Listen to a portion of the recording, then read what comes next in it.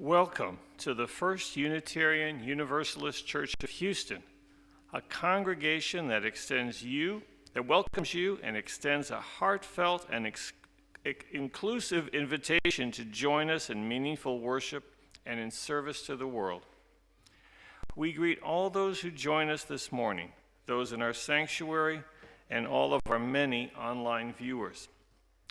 We are pleased that the number of new cases of COVID-19 continues to decrease in our area. We look forward to bringing back congregational singing in the next few weeks. Today, we'll again join Dr. Rock as she sings and we recite lyrics to a few of the hymns. Please sit back, center yourselves, and enjoy our service this morning.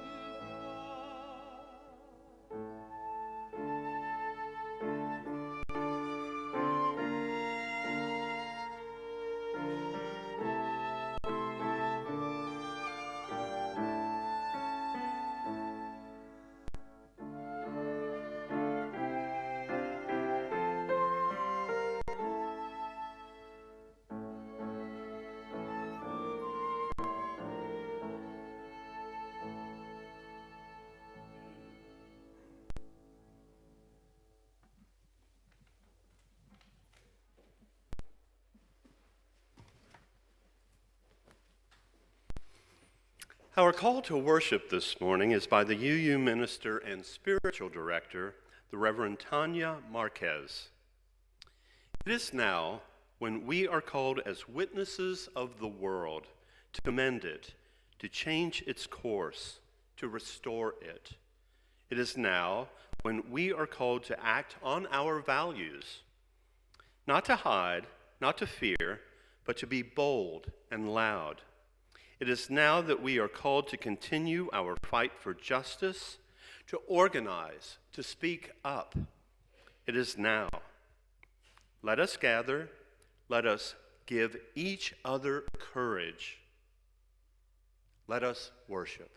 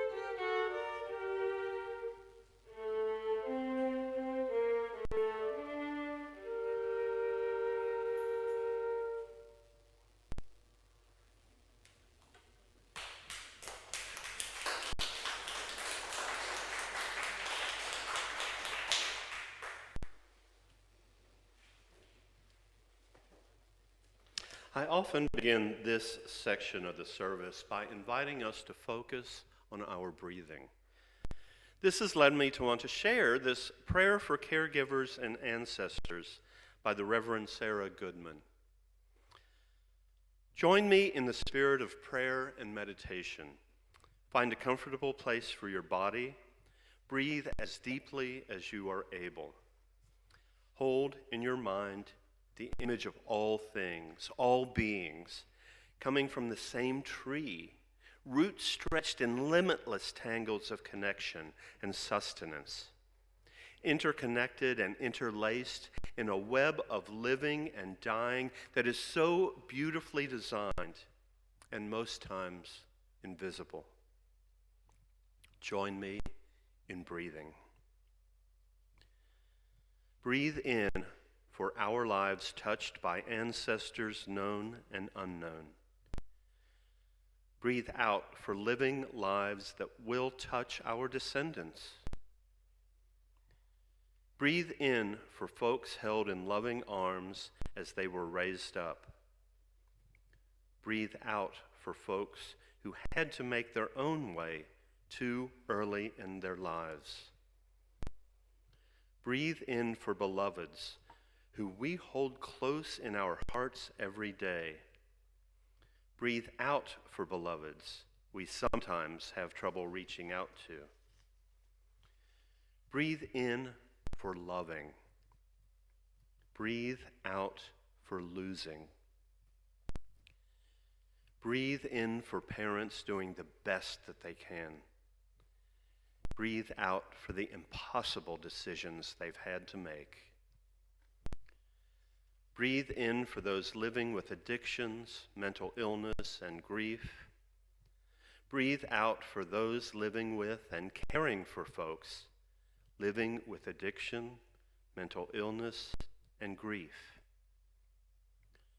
Breathe in for caregivers of all kinds who give of themselves to make other people's lives better, more whole.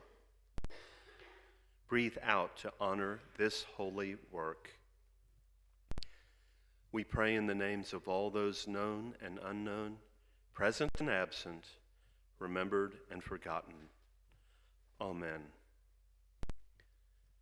We pause now together to lift up that which sits heavy and light on our hearts.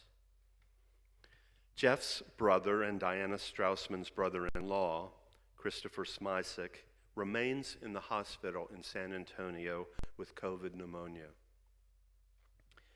Rob Eller Isaac, the minister at Unitarian Church in St. Paul, has just been diagnosed with cancer. We hold him, his wife Jan Eller Isaac, and all who love him in our hearts.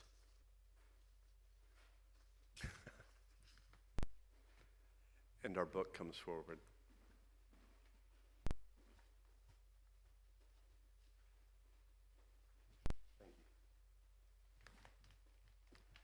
Someone before the first service wrote this lovely thought: may we enjoy the springtime which is upon us. I invite you now to say the names or bring to mind those you wish to be held by the loving embrace of this religious community. They are part of the great cloud of witness and memory, and we will, even if we do not know their names, hold them in our hearts.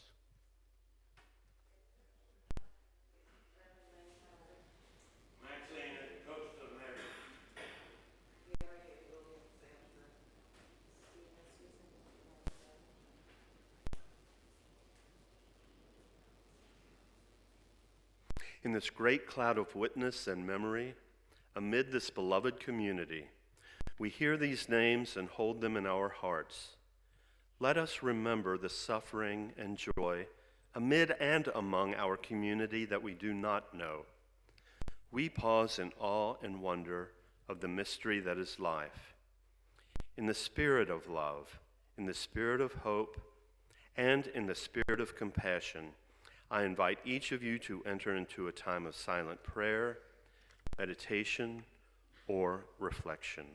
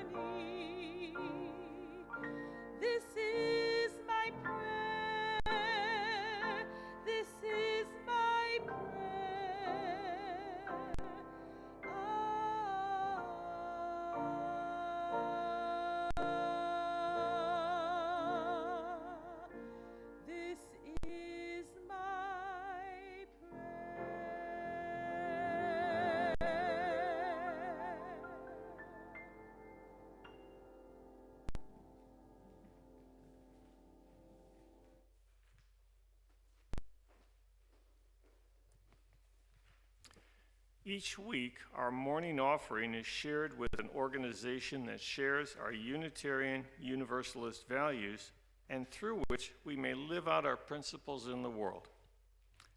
Many of you have asked what we at this church can do to help those suffering from the Russian invasion of Ukraine. This week, our shared offering will be split between two organizations. The first is the Hungarian Helsinki Committee, a public benefit human rights organization that protects human dignity through legal and public activities. They provide help to refugees, detainees, and victims of law enforcement violence. The second is called Keep Ukraine's Media Going and is helping the Ukrainian media relocate, set up back offices, and continue their operations from neighboring countries. Those in our sanctuary will find instructions for text giving in the order of service, and those watching the live stream will see the instructions on your screen. Our regular Sunday morning offering collection invites us to weave a tapestry of love and action. We ask you to give generously, and offering will now be gratefully received.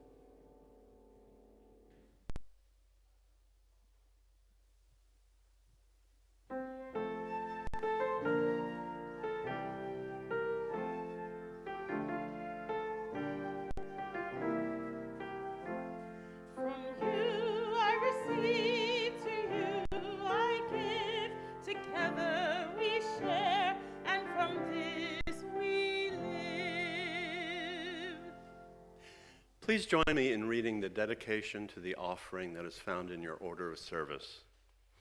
To the work of this church, which is weaving a tapestry of love and action, we dedicate our lives and these our offerings.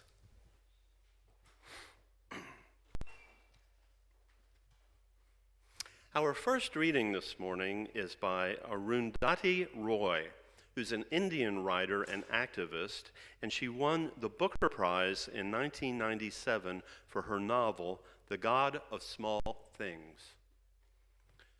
Colorful demonstrations and weekend marches are vital, but alone are not powerful enough to stop wars. Wars will be stopped only when soldiers refuse to fight, when workers refuse to load weapons onto ships and aircraft, when people boycott the economic outposts of empire that are strung across the globe.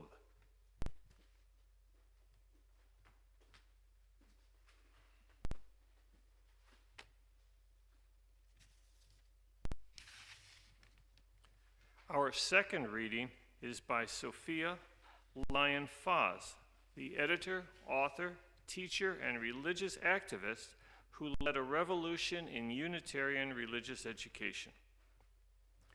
We are resolved to protect individual freedom of belief. This freedom must include the child as well as the parent. The freedom for which we stand is not freedom of belief as we please, not freedom to evade responsibility, but freedom to be honest in speech and action, freedom to respect one's own integrity of thought and feeling, freedom to question, to investigate, to try, to understand life and the universe in which life abounds, freedom to search anywhere and everywhere to find the meaning of being, freedom to experiment with new ways of living that seem better than the old.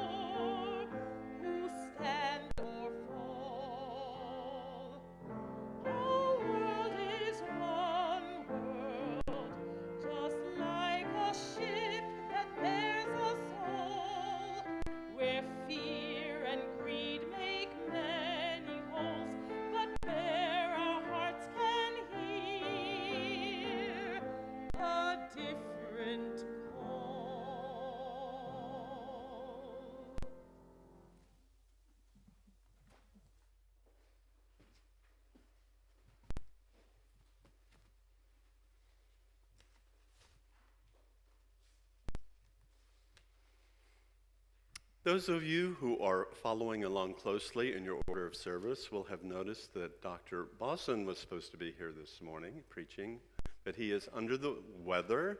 He's got a really bad cough. He's taken COVID tests, and we do not believe it is that, but he's definitely in no condition to be in public or preach this morning, so here I am. We wish him a speedy recovery, of course. And this means that I get to introduce this month's theme of reimagining responsibility and point to the fact that we are observing Women's History Month. Now, next week are two very special events when the womanist theologian and professor, the Reverend Dr. Will Gaffney, is giving a workshop on Saturday and preaching on Sunday. And I guarantee these are things that you do not want to miss. You are all certainly welcome. The week after that, I will be talking about responsible sexual health by referring to our church's Whole Lives program. And later in the month, I'll be talking about rights and responsibilities. So, reimagining responsibility. What drives how we morally discern what our responsibilities are? Is it all cognitive, or does our heart and compassion play into it? Let's begin sorting this out by considering some definitions. Misters Merriam and Webster tell us the adjective responsible may be defined as liable to be called to account as the primary cause, motive, or agent. being the cause or explanation, able to answer for one's own conduct and obligations, able to choose for oneself between right and wrong, or liable to legal review or, in case of fault, to penalties. All of these flow down into the definition of the noun responsibility, the quality or state of being responsible, such as moral, legal, or mental accountability. So, while I intend to discuss rights and responsibilities in a few weeks, with a right being something to which one has a just claim, today we'll look at right as in right and wrong. We mentioned moral accountability as a facet of responsibility, and certainly morality is often intertwined with our consideration of what is right and what is wrong. In philosophy, moral responsibility is defined as the status of morally deserving praise, blame, reward, or punishment for an act or omission in accordance with one's moral obligations. Deciding what, if anything, counts as morally obligatory is a principal concern of ethics. So, is there a difference between morals and ethics? According to the Grammarist website, morals are the principles on which one's judgment of right and wrong are based. Ethics are principles of right conduct. So the two nouns are closely related and often used interchangeably. The main difference is that morals are more abstract, subjective, and often personal or religion-based, while ethics are more practical, conceived as shared principles promoting fairness in social and business interactions. For example, a politician's sex scandal may involve a moral lapse, a subjective judgment, while a politician taking money from a company he is supposed to regulate is an ethical problem. But of course, both ethics and morals may have a part in both situations. The next concept I want to spend a little bit of time on because I think it's important.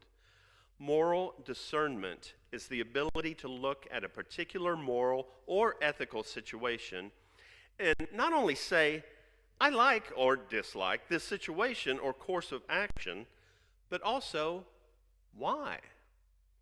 According to theological ethicist James F. Gustafson, discernment requires some sensibility and flexibility, some pluralism of consideration that is ruled out by dedicated allegiance to single principles of interpretation or criticism.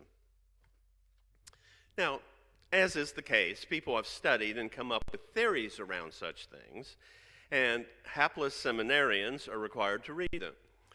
So, allow me to either remind you of or introduce you to Lawrence Kohlberg's stages of moral development. These stages of moral development are an adaptation of a psychological theory originally conceived by the Swiss psychologist Jean Piaget. The theory holds that moral reasoning, the basis for ethical behavior, has 6 identifiable developmental stages, each more adequate at responding to moral dilemmas than its predecessor.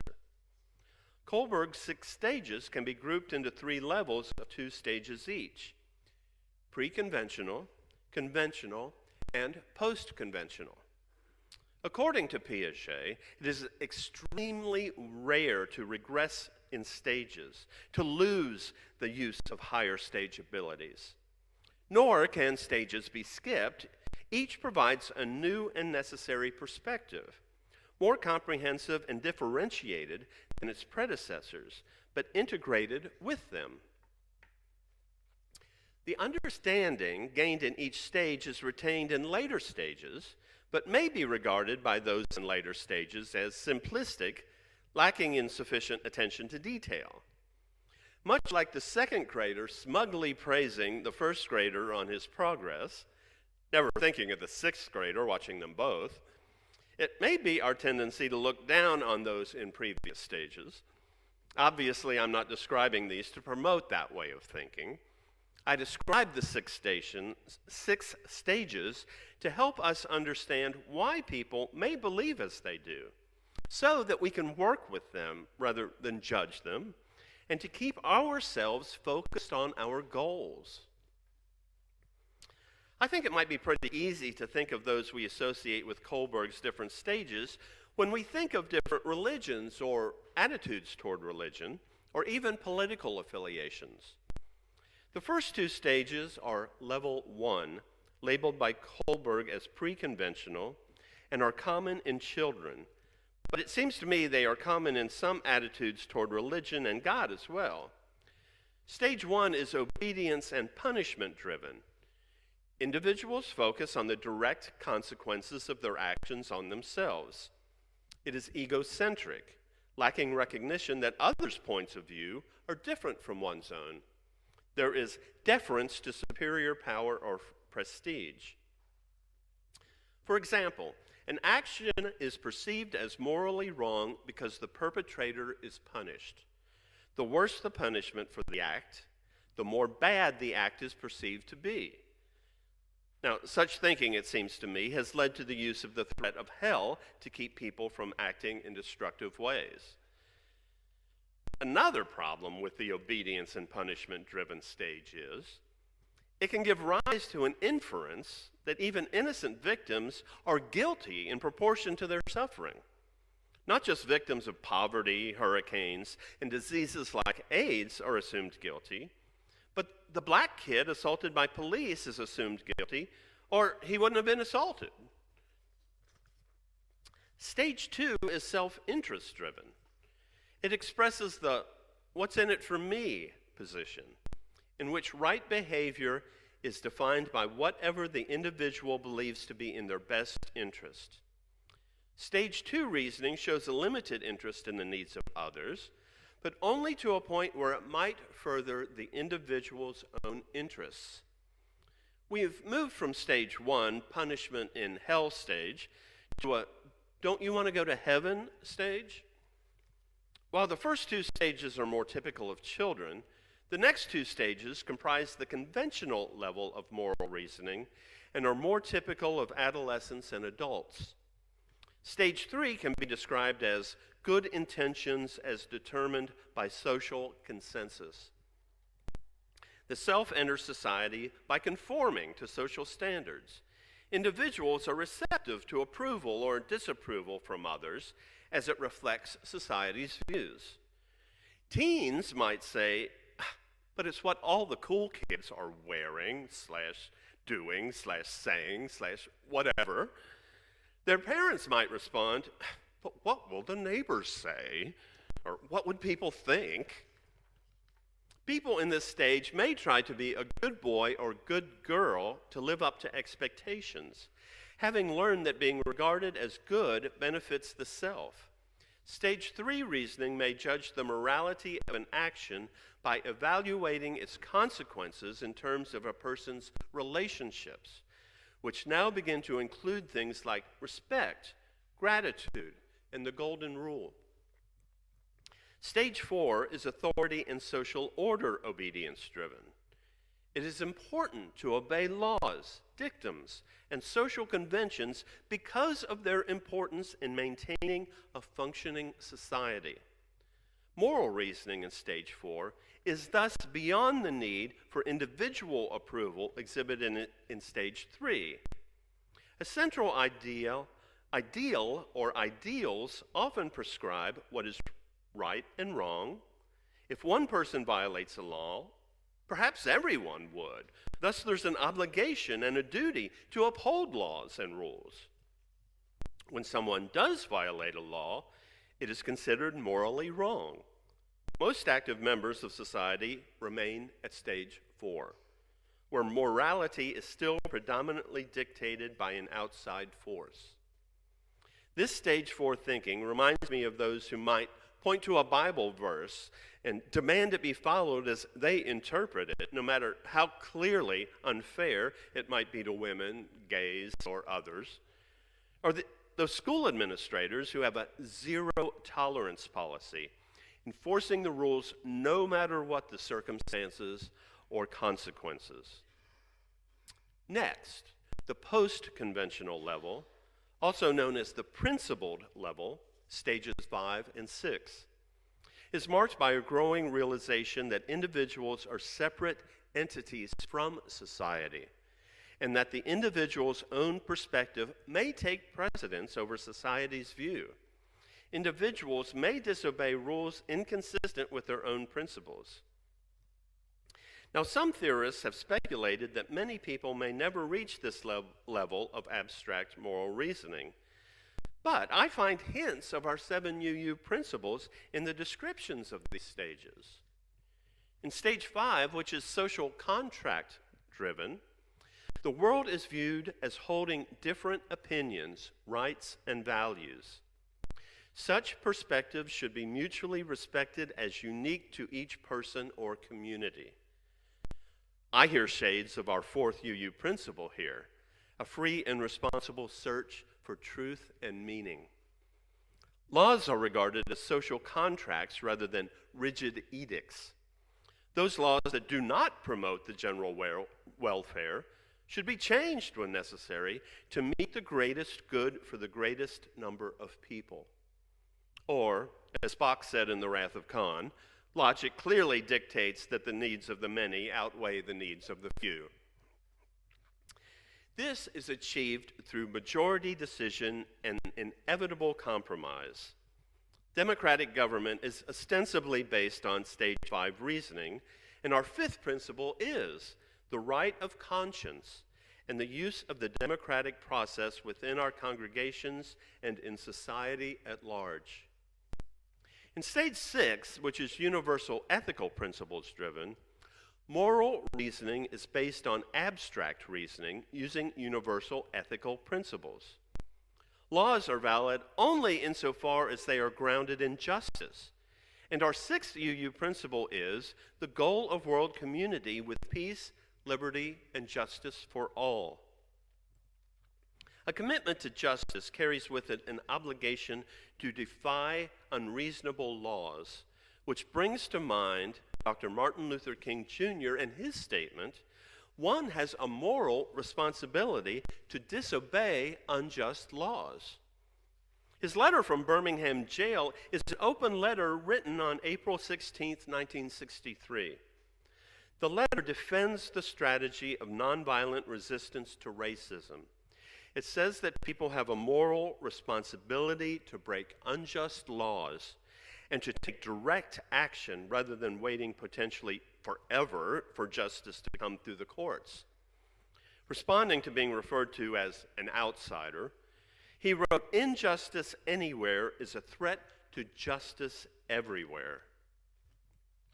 Now, this may bring to mind another text, Civil Disobedience, published over 100 years before Dr. King's letter, is an essay by American transcendentalist and UU favorite, Henry David Thoreau. In it, Thoreau argues that individuals should not permit governments to overrule or atrophy their consciences, and that they have a duty to avoid allowing such acquiescence to enable the government to make them the agents of injustice. Thoreau was motivated in part by his disgust with slavery in the Mexican-American War. More recently, commenting on war from our first reading, Arundhati Roy said, "Wars will be stopped only when soldiers refuse to fight, when workers refuse to load weapons onto ships and aircraft, when people boycott the economic outposts of empire that are strung across the globe." In stage 6, legal rights are considered unnecessary as social contracts are not essential for moral action. Decisions are reached categorically in an absolute way, which involves an individual imagining what they would do in another's shoes if they believed what that other person imagines to be true. The resulting consensus is the action taken. In this way, action is never a means, but always an end in itself. The individual acts because it is right, and not because it avoids punishment, is in their best interest, expected, legal, or previously agreed upon. Here is where I reiterate my warning about smugness. Before we think surely, as moral and intelligent UUs, we're all squarely in stage 6, I would suggest that very few of us are Dr. Kings or Henry David Thoreaus. I'm certainly not. And although Kohlberg insisted that stage 6 does exist, he found it difficult to identify individuals who consistently operated at that level. I believe it's more of a goal for most of us, rather than a place that we reside.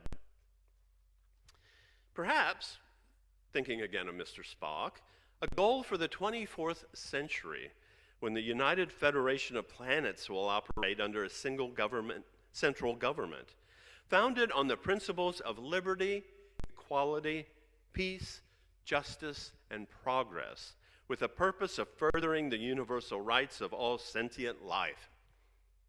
So, let's keep the planet going until then. We are also kicking off the observance of Women's History Month, so I'm pleased to be able to tie that in with this concept. Carol Gilligan is an American feminist, ethicist, and psychologist, best known for her work on ethical community and ethical relationships. She worked with Kohlberg, but noticed all his research was done with men. She wondered what would happen if she included the other half of the population in her studies. She not only changed whom she asked, but what she asked and how she asked it. In the prevailing research instruments that are used in Western psychology, the scales of moral development, the questions which lead to the responses that are assessed, and the scales of identity contain two central value presuppositions. First, that morality is basically justice, and second, that identity is basically autonomy. Gilligan asked the respondents, how would you define what a moral problem is? And how would you describe yourself to yourself? The shift in questions asked made it possible to identify a different construction of the moral problem. That is, different from that presupposed in the psychological literature. Think back to stage 4 when it was said, when someone violates a law, it is considered morally wrong. Morality as a problem of justice. Against the prevailing definition of morality as a problem of justice, and identity as the achievement of separation, morality emerges in Gilligan's work as a problem of care and responsibility, and identity the achievement of relationship. It is human experience, the experience of inequality and of attachment, that gives rise to two moral visions. One, the social contract vision of justice has been dominant in Western thinking thus far.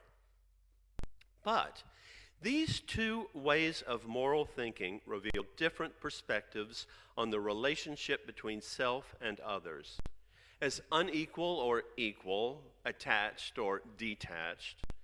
As we listen more carefully to the moral voice that speaks about interdependence and the problems of detachment, a voice articulated more frequently by women, different ways of thinking about power emerge, as well as different ways of understanding violence to others and to self. You see, our UU principles say that we believe in the inherent worth and dignity of every person, not just those who agree with us or those who are easy to like. It's the interdependent web of all existence, not just the parts that we like. Thomas Merton said, the whole idea of compassion is based on a keen awareness of the interdependence of all these living beings, which are all part of one another and all involved in one another. So I end by asking, what would happen if we look at morality as a question of caring and responsibility, of interdependence and compassion, rather than about rules and laws. When we reimagine responsibility, perhaps instead of just asking, how am I accountable for what I did right or wrong, we might ask, how am I responsible to help others to thrive? My family, neighbors, those without a voice, across the world, the environment. We are always and will always be faced with questions of right and wrong. But as German philosopher Arthur Schopenhauer acknowledged, compassion is the basis of morality. Amen.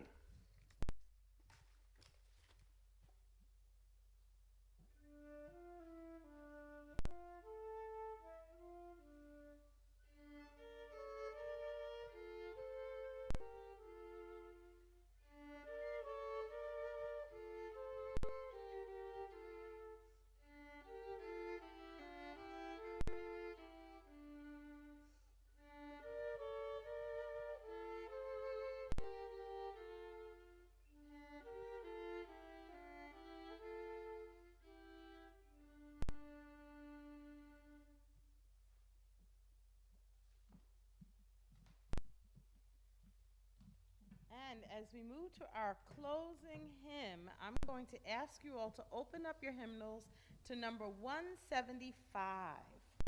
I'm going to sing the first and the third verses, and we're going to speak together the second and fourth verses.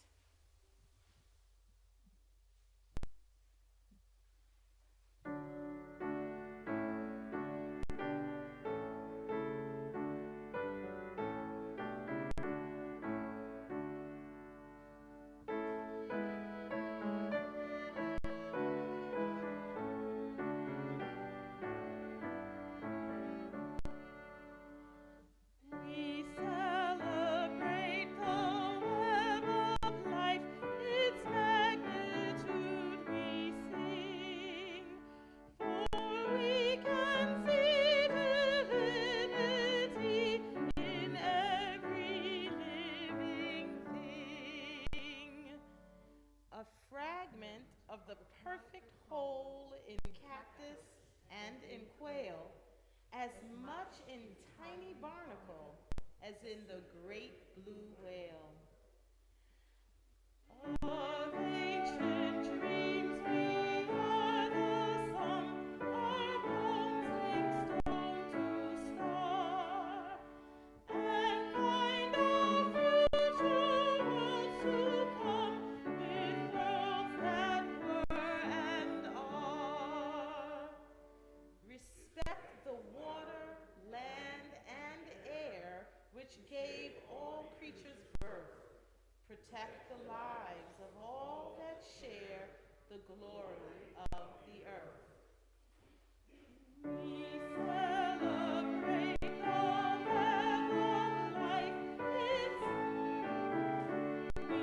sing, for we can see divinity in every living thing.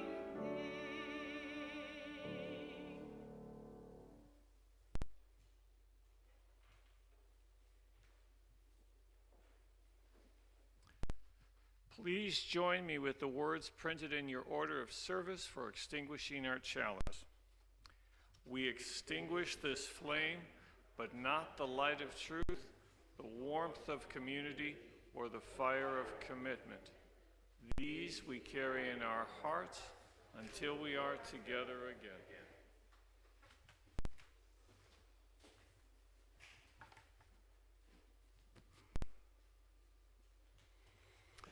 Our benediction is the words of feminist ethicist and psychologist Carol Gilligan. In the different voice of women lies the truth of an ethic of care, the tie between relationship and responsibility, and the origins of aggression in the failure of connection. Go in peace and be well. Amen.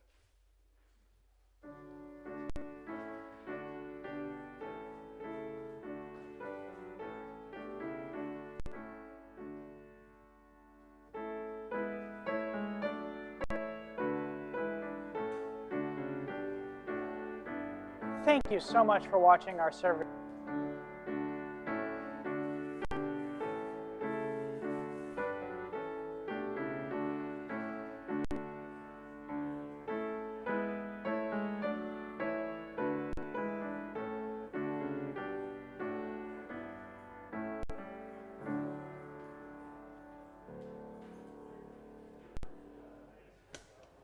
Thank you so much for watching. We're glad you're part of our online community, where we welcome people who are diverse in faith, ethnicity, history, as well as gender identity and sexual orientation.